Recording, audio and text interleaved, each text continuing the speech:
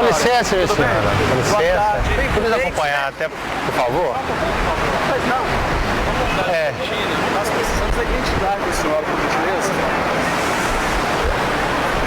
Mas qual o motivo? É uma abordagem de rotina, não é nada assim. Não, pode ficar tranquilo, ok?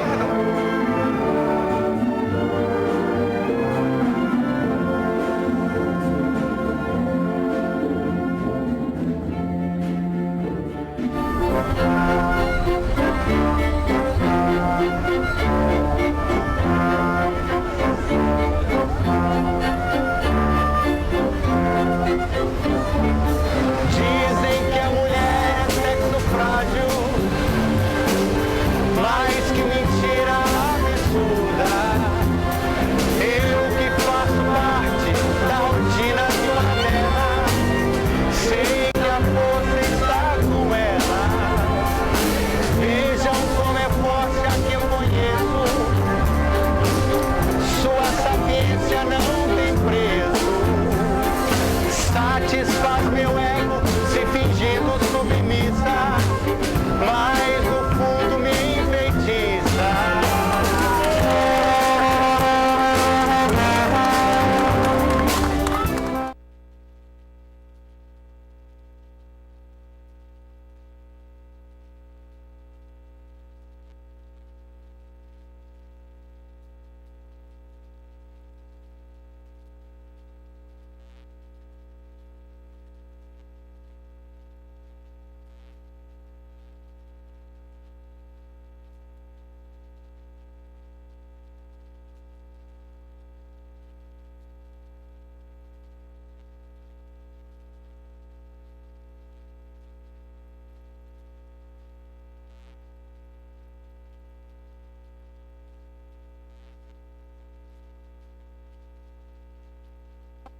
Hospital Regional da cidade, que teria leitos de clínica médica cortados. Funcionários e pacientes tomaram conta da porta da maternidade municipal de Betim. A indignação com a notícia do fechamento da unidade estava nas faixas, cartazes e também no peito. A população vai sofrer muito. Por quê? Porque a gente está vendo que pela situação que está, a saúde não está sendo prioridade. E a saúde, para o brasileiro, principalmente o pobre da periferia, nós precisamos de ter uma saúde com qualidade e nós merecemos respeito. Construída há 22 anos, com 230 funcionários e 53 leitos, a maternidade é a única pública do município.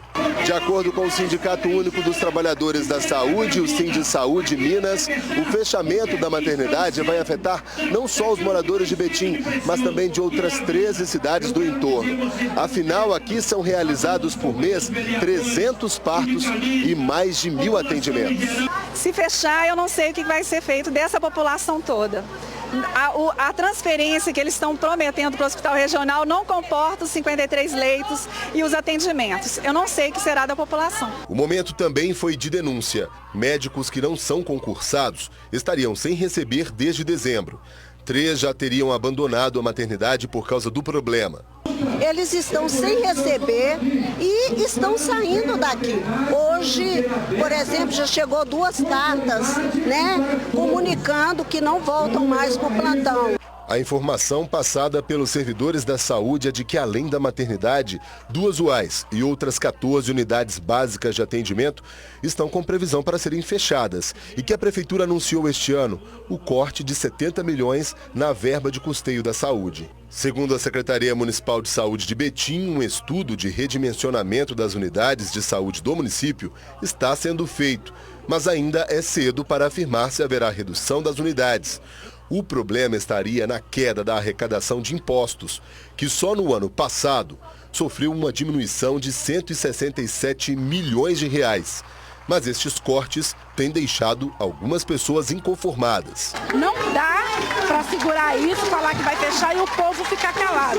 As minhas filhas nasceram aqui e se depender de mim, do meu grito, muitas crianças vão nascer aqui também. Infelizmente, nós mulheres ainda somos alvo predileto de assaltantes nas ruas que se aproveitam da nossa fragilidade, como aconteceu na noite dessa segunda com uma mulher vítima de uma dupla que vem agindo no bairro Silveira, em Belo Horizonte. Ela foi atacada por volta de 8 da noite em um local movimentado onde estacionou o carro. Sheila Ferreira, de 51 anos, estava na calçada quando foi surpreendida pelos ladrões que avançaram sobre ela diante de outras pessoas. 2 homens ainda tentaram impedir, mas os jovens agressivos e armados ameaçaram. Tomaram da mulher a chave do veículo e obrigaram todos a entrar no prédio em frente, antes de fugir no Toyota Corolla, placa PWG 6636. Veja a cena de novo e o pavor no rosto da mulher. Outra vítima reconheceu a dupla por estas imagens postadas na internet. João de Castro, de 42 anos, foi assaltado pelos mesmos bandidos na mesma rua, José Gerardo Bessa, no último sábado. Em rede social, ele desabafou. A sensação de ser assaltado por 2 jovens de 20 e poucos anos com um revólver encostado na testa é a pior possível. E a gente ainda precisa agradecer por estar vivo e por não ser levado por eles. E a vítima ainda alerta. Eles são jovens, agressivos e armados. Se você conhece estes bandidos ou sabe onde estão, ligue para o 190 da PM ou para o Disque Denúncia 181, sem precisar se identificar. Uma jovem morreu em Juiz de Fora depois de complicações causadas pela leucemia. Ela lutava contra a doença há 5 anos. Mas a família diz que o que agravou o caso dela foi uma transfusão de sangue contaminado com dengue. Este era o quarto de Janaína Carvalho, uma jovem de 21 anos, cheia de planos na vida, mas a leucemia deu fim a qualquer sonho. Ela ficou muito aborrecida mesmo, nem acreditava, mas ela tinha muita força de vontade. Ela falava: mãe, eu vou ficar boa, não vou precisar de transplante. Foram quase 5 anos de luta. Janaína adoeceu aos 16 anos. No início de 2016, o quadro dela teve uma piora. E no dia 19 de janeiro, a jovem foi internada e não voltou mais para casa. Foi a terceira grande crise causada pela doença. Janaína já tinha passado por 2 quimioterapias. Ela precisou fazer uma transfusão de sangue dessa vez. Para o pai, pode ter sido isso que piorou a saúde da filha. Depois que acabou de fazer a transfusão, passado acho que pouco mais de 1 hora ou 2, que eles avisaram que a pessoa que doou as plaquetas avisou 1 dia ou 2 depois que não era para usar, porque ela estava com dengue. Mas já tinha feito a transfusão. Quando foi 2 dias depois, ela apareceu com a dengue. José Raimundo não tem certeza do que realmente houve. Enquanto Janaína esteve internada, ainda foi levantada outra hipótese. O corpo dela foi pintando tudo, pintou tudo de roxo. O médico me respondeu. Ela pegou um fungo. Era fungo de zona rural, negócio de ferrugem de folha de milho. E eu assustei, fiquei um pouco duvidoso, porque ela nunca entrou no meio de uma plantação. Eu fico perdido na história de saber que pega um sangue, tira um sangue de uma pessoa e passa para outra sem detectar, sem saber o que tem no sangue. O Hospital Quedas-Concer informou que trabalha com uma agência transfusional e que o sangue já teria vindo testado e aprovado pela Fundação Hemominas. Mas que mesmo assim, quando o hospital ficou sabendo da suspeita de sangue contaminado, ofereceu o acompanhamento necessário ao paciente. A Asconcer afirma que a morte teria sido por outros motivos. Em nota, a Hemominas diz que não há evidências de que a jovem tenha morrido por causa da transfusão ou por dengue. A situação da epidemia de dengue é preocupante em 7 Lagoas, na região central do estado. Já são mais de 4.000 casos suspeitos só neste ano. 125 agentes de endemias foram espalhados por vários pontos de 7 Lagoas. O trabalho de combate ao mosquito foi intensificado. Só este ano, 7 Lagoas já teve mais de 4.000 casos suspeitos de dengue e 329 confirmados. 6 gestantes foram diagnosticadas com Zika vírus e a Secretaria Municipal de Saúde registrou uma notificação de febre chikungunya. Para a Secretaria Municipal de Saúde, a situação em 7 Lagoas é muito grave. Entre as medidas de enfrentamento às doenças está a ampliação do horário de atendimento nos postos de saúde. A partir de agora, 5 unidades de diferentes partes da cidade permanecem de portas abertas de segunda a sexta-feira, de 5 da tarde às 9 da noite e aos finais de semana, de 7 da manhã às 7 da noite, para receber exclusivamente pacientes com sintomas de dengue, zika e febre chikungunya. A prefeitura vai inaugurar um posto de hidratação para facilitar o atendimento aos pacientes. O município decretou situação de emergência por causa do avanço das doenças. Nós estamos tendo 2 epidemias ao mesmo tempo, epidemia de dengue e de zika vírus. E com um número bastante alto, inclusive superior ao da epidemia que ocorreu em 2013, nessa mesma época do ano. A Polícia Civil cumpriu nessa manhã mandados de busca e apreensão contra uma quadrilha de falsificadores envolvidos com lavagem de dinheiro em Governador Valadares. O foco desta operação de hoje é o combate aos crimes de falsificação de documentos, clonagem de cartão e lavagem de dinheiro. Foram cumpridos mandados em 4 bairros diferentes de Valadares. Nós acompanhamos os trabalhos da polícia em um desses endereços hoje cedo. Essa abordagem foi no bairro Esplanadinha. A delegada Juliana Fiuza, mais 3 investigadores, estiveram em um apartamento na rua Álvaro Reis e apreenderam vários materiais. Um carro importado também foi apreendido. O veículo foi levado para o pátio da Polícia Civil.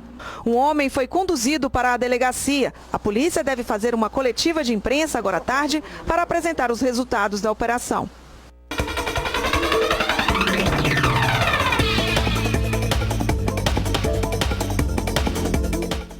Continua instável nesta terça, com pancadas de chuva acompanhadas de trovoadas isoladas em grande parte do estado.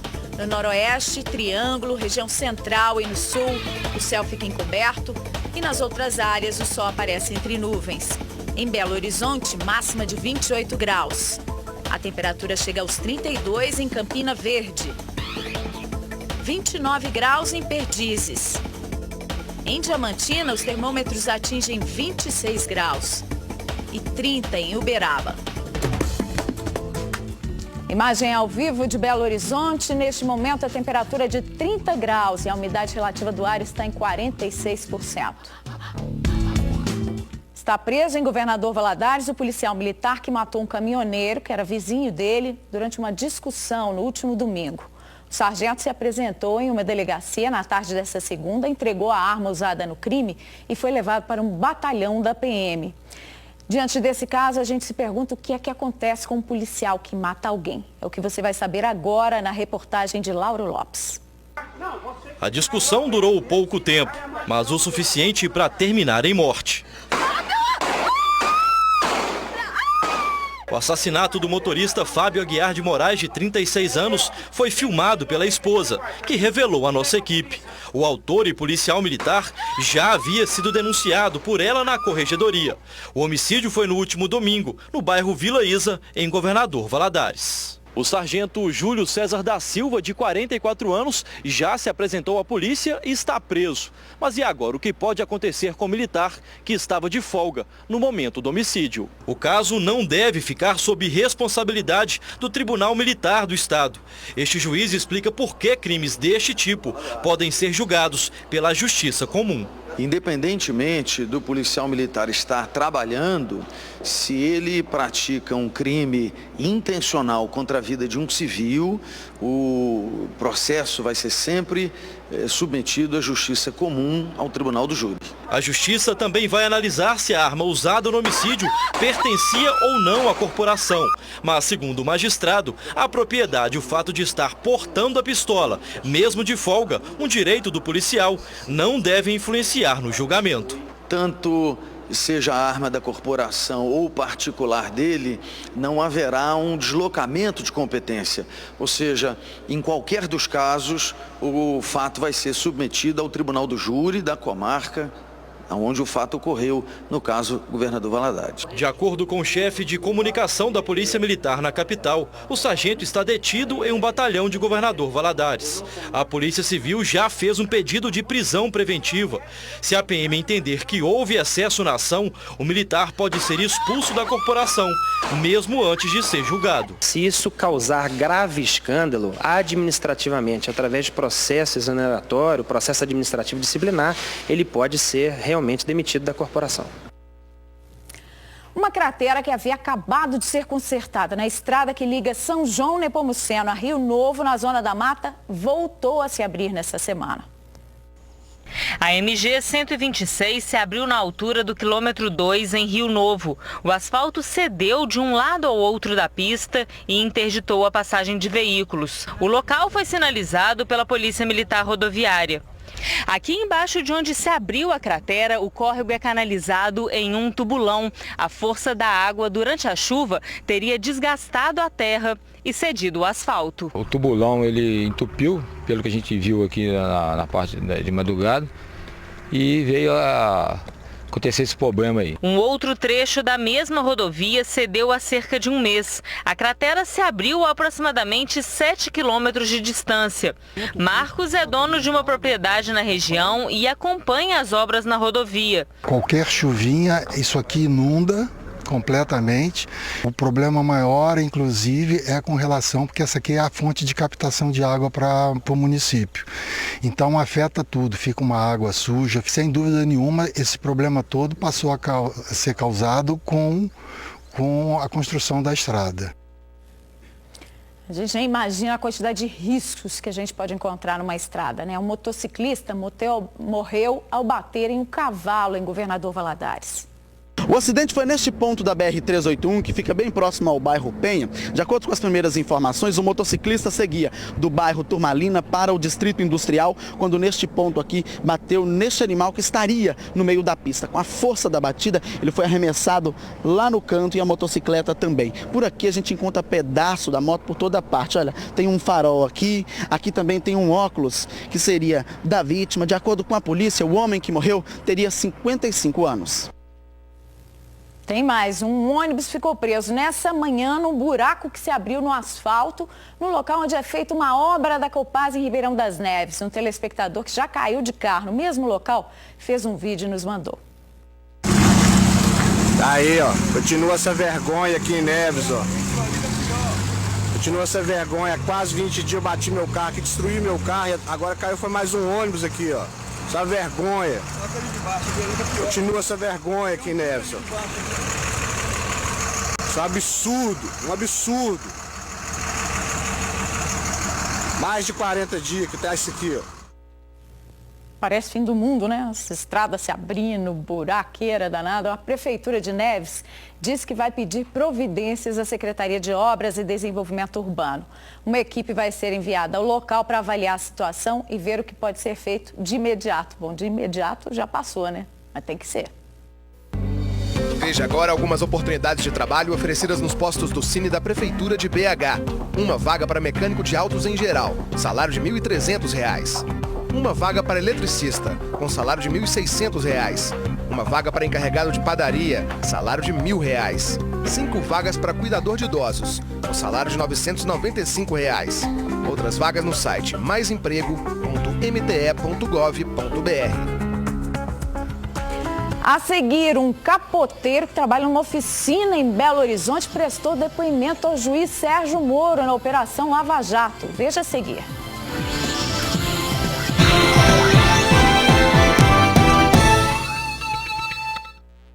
De Belo Horizonte foi convocado por engano como testemunha da Operação Lava Jato. Ele tem o mesmo nome de um suspeito de envolvimento em crimes investigados pela Força Tarefa, que é comandada pelo juiz Sérgio Moro, que presidiu o interrogatório por videoconferência, que acabou interrompido quando ele percebeu a atrapalhada. Sr. Washington, eu sou aqui o juiz desse processo, o senhor foi arrolado como testemunha, vão ser feitas algumas perguntas ao senhor, vou pedir para o senhor respondê-las, certo? Certo. O senhor pode esclarecer a sua atividade profissional durante o ano de 2009? Eu sou capoteiro. Capoteiro? No momento eu estava chegando em casa, aí um amigo meu, até que é oficial de justiça, chegou lá me intimando. No momento eu achei que ele estava brincando comigo. Fosse uma brincadeira, que negócio de lavar jato, eu nunca vi falar nesses casos, só por televisão. Aí ele falou, não, é negócio do semi-herói. Aí eu tive lá, comparecer lá e prestar o depoimento. O senhor trabalhou durante algum período no Banco Chaim?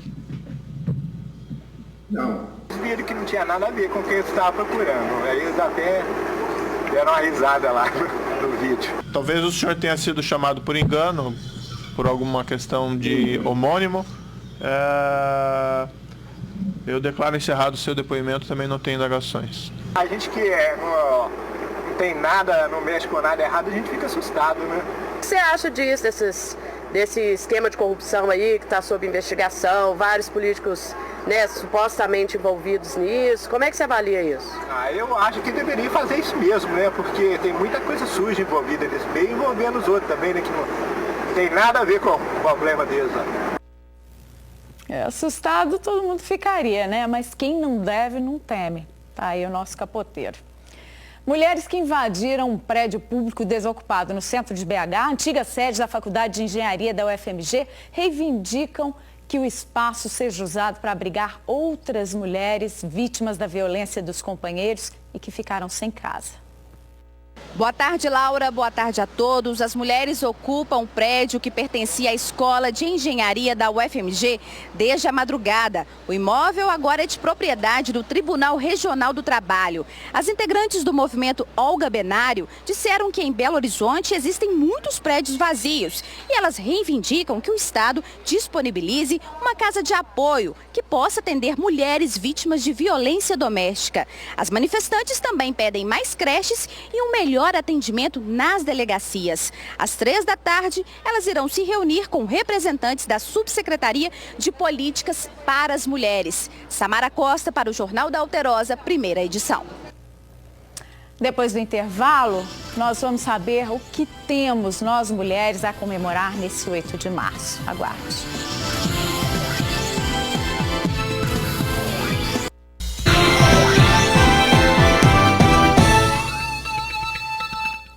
Todas as mulheres têm que se perguntar, temos o que comemorar nesta data de 8 de março? Bom, eu pessoalmente acho que sem dúvida ao longo da história da humanidade, em países democráticos, conquistamos muito na luta por direitos iguais aos dos homens. Mas na prática, mesmo nessas nações, eles ainda são desrespeitados. A primeira vez que ele veio para cima de mim, que ele me agrediu, eu estava grávida do meu segundo filho. Mostrar o rosto para esta mulher que carrega consigo um triste passado de violência é uma mistura de vergonha com angústia. As feridas causadas durante os 25 anos em que esteve casada ainda estão longe de cicatrizar. Eu fiquei pelo menos 25 anos me escondendo atrás dos meus filhos, da minha igreja e até mesmo me passando por vítima, porque eu era vítima dele, mas eu ficava escondida. Demorou, mas ela conseguiu pôr um fim no relacionamento e conquistar a liberdade. Mas muitas não têm tempo para isso, correm antes. O último mapa sobre violência doméstica no Brasil, traçado pelo governo federal em parceria com a Unesco, mostrou que em 2013, Minas Gerais registrou 4,2 mortes para cada grupo de 100 mil mulheres. A média nacional foi maior, 4,8 assassinatos, colocando o Brasil na 5ª posição da escala mundial. Diante de tantos homicídios, pedidos de basta na violência e também de igualdade de direitos ecoam pelas ruas neste 8 de março, Dia Internacional da Mulher. Nós não podemos calar, a violência começa dentro de casa, sabe? Eu sou uma pessoa que já senti isso na pele, me sinto vitoriosa por ter procurado os meus direitos e temos que lutar. É o pedido de socorro, não se omitir, né, gritar. Tem muita coisa ainda que tem que ser melhorada, né? Há muitos direitos ainda não conquistados e há falsos direitos, né? Que a mídia ou o próprio governo ou nós mesmos acreditamos que temos. Gritos de socorro e denúncias chegam a todo momento no Disque 180 da Secretaria Nacional de Políticas para as Mulheres, que contabilizou de janeiro a outubro do ano passado mais de 63 mil registros de violência doméstica. 50% das vítimas relataram que foram agredidas fisicamente. 30% sofreram abusos psicológicos. As demais denúncias envolvem violência moral e sexual. Eu acho que é um problema muito social, muito destinado à mulher, né? O machismo que tá impregnado na vida das mulheres, na sociedade em si. Este centro de referência da Prefeitura de Belo Horizonte oferece às vítimas apoio psicológico e orientações jurídicas. não é fácil para a mulher também tomar uma decisão de fazer uma denúncia de um companheiro, do pai dos filhos. Então, ela precisa entender, né, esse mecanismo da violência para daí conseguir tomar medidas, né, para se proteger. Acho que a gente tem que reivindicar e comemorar também ao mesmo tempo, porque a mulher é uma coisa muito especial.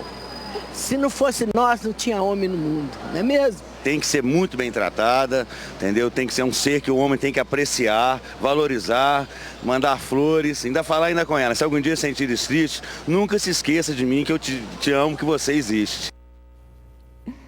É isso aí. Vem aí o TV Verdade e outras informações você confere nos noticiários da noite em todo o estado.